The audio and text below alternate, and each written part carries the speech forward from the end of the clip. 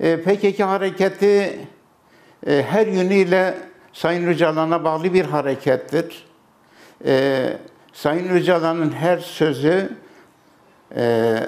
hareketin önder kadrolarını hepsini bağlayan bir durumu söz konusudur ve bu temelde de hemen bir gün sonrasında ateşkes ilan edildi ve en sonunda da 5 ile 7 Mayıs günü arasında kongre kararı aldı ki feshetme ve silah bırakma kararı temelinde basına, dünya kamuoyuna bunu duyurdu. Şimdi burada önemli olan nokta şudur. Adılan tarihi bir adım var. Herkesin bu adımı selamlaması lazımdır. Çünkü barışın gelişmesi için herkesin bu konuda üzerine düşen görev ve sorumluluklarını yerine getirmesi lazım. Diğer yanda ise devlet ve hükümetin ise yapması gereken görev ve sorumluluklar var. Bunların yerine getirmeleri lazımdır. Özellikle 21 Anayasası'nın güncelleşmesi lazımdır.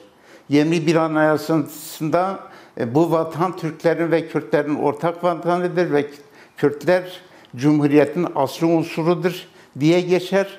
Onun için bugünün 2025 yılının ruhuna denk hareket edilmesi ve bu temelde bir yaklaşım gösterilmesi gerekiyor. Geçmişte biz gelirken işte bunlar geldiler, bunlar kaçtılar, bunlar şu yaptılar. Bu tür anti-propaganda her süreçte yaşanabilir. Yani herkesin barış dilini kullanması lazımdır. Savaş yanlıları bu dili kullanır. Her süreçte kullanmıştır. Şimdi bundan sonra da kullanacaktır. Ama herkesin, muhatapların bu konuda duyarlı olmaları lazımdır. Dil önemlidir.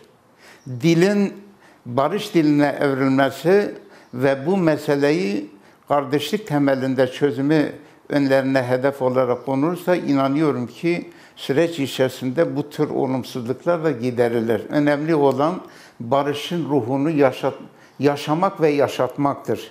Eğer barışın ruhunu yaşama ve yaşatma yaşanmasa o zaman sonuç vahim olur. Bunun için inanıyoruz ki bu süreçte olumlu tepkiler var ve önümüzdeki süre içerisinde de bu olumlu tepkiler pratikleşir. Yani amacımız, hedefimiz budur. Bunu bu şekilde dile getireyim ben.